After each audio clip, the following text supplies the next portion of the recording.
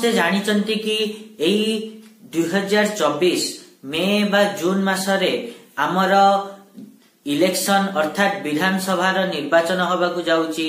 समस्तक मनरे गोटे प्रश्न कि एई इलेक्शन विधानसभा जो निर्वाचन होबाकू जाउची सेथिरे जितिबो किए, पूर्वपरी शंख बाजिब ना पद्म फुटिब ना कांग्रेस तार पाद थापी पारिब, एई सब प्रश्नर उत्तर को नहीं आज भिडियो।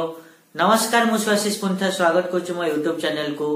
आज मु आपण माननकु नवीन पट्टनायक जन्मकुंडली विश्लेषण करी कहिबे कि एई जो 2024 मसिया इलेक्शन रे तांका परफॉर्मेंस किपरि रहिबो, तांकर जितिबार संभावना केते अछि, से जितिबे कि नाही एवं तांकर समय किपरि चलची, एई सब विषय आज आमे डिटेल्स रे तो आलोचना करिबा।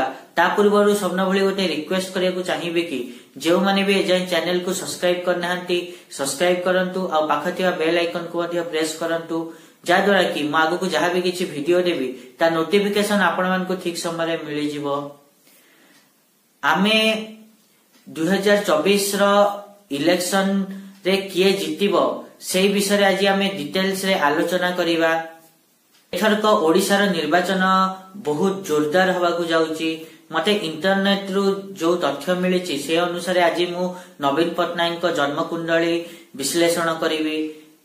समस्त जानिछन्ती कि हमर प्रिय नवीन पट्टनायक जन्म होइथिले 16 अक्टोबर रे। तो 16 अक्टोबर आ 2023 मसिया को तांको 77 वर्ष पुरुची।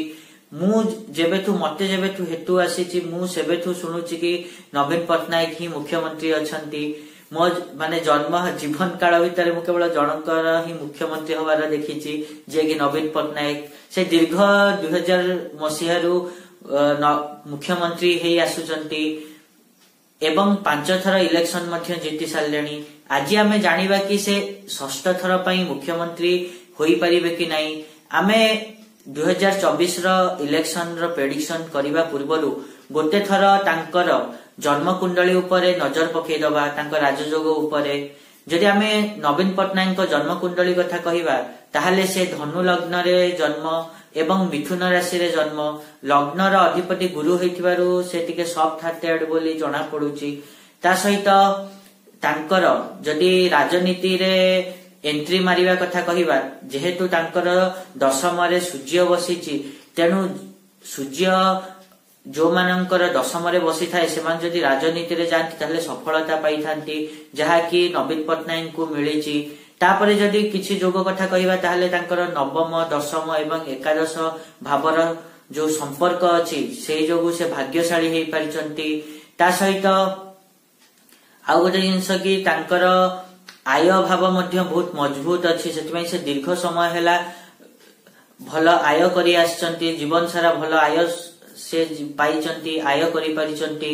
तापरे जदि आमे खास करी जो माने राजनीति रे अछंती तांकु जनतांकर अर्थात लोकंकर सपोर्ट दरकार ही दरकार। जदि जणे नेता हबाकू चाहिए बा मंत्री हबाकू चाहिए बा राजनीति रे सफल हबाकू चाहिए ताहले निहाती रूपे तांकू लोकंकर भोट दरकार। भोट देले सिना जणे नेता किंबा मंत्री हेई परिबो, नहले केमिते हेई परिबो। सेति पई जनतांकर सपोर्ट मिलिबा राजनीति रे निहाती दरकार।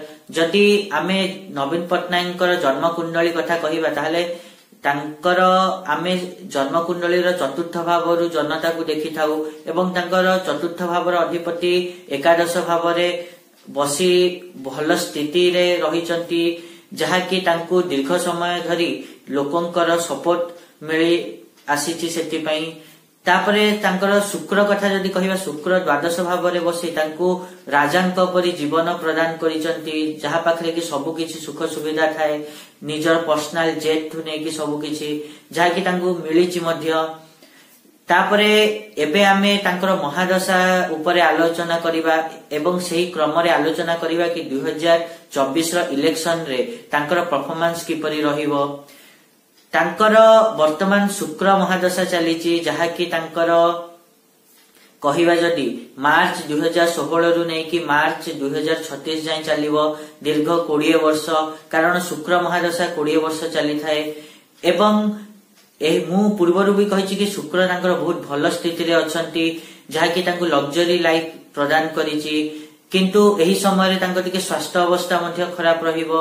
आ गोटे जिंस भी मु कहे भूली जाइछि कि तांकर काल सर्प जोग दोषु माने जो काल सर्प जोग अछि सेति पई बयस बढ़िवा सहित तांकर स्वास्थ्य अवस्था मध्ये खराब हबो।